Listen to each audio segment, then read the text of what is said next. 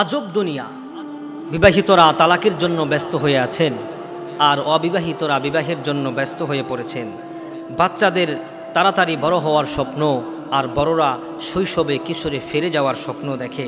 চাকুরিজীবীরা কাজের পেরেশানে কাজ থেকে একটু মুক্তি খুঁজছেন, আর বেকার ছেলেরা চাকরির জন্য পেরেশান হয়ে ঘুরঘুর করে দৌড়াচ্ছেন।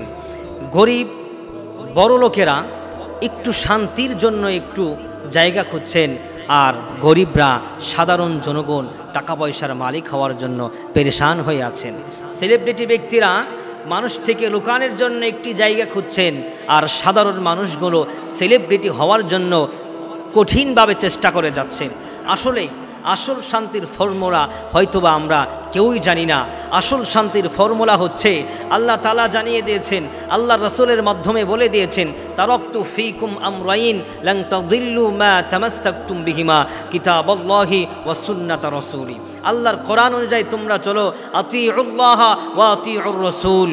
আল্লাহর আনুগত্য করো, আর রাসূলের তরিকা অনুযায়ী চলো, তাহলেই তোমরা শান্তি খুঁজে পাইবা ইনশাআল্লাহ।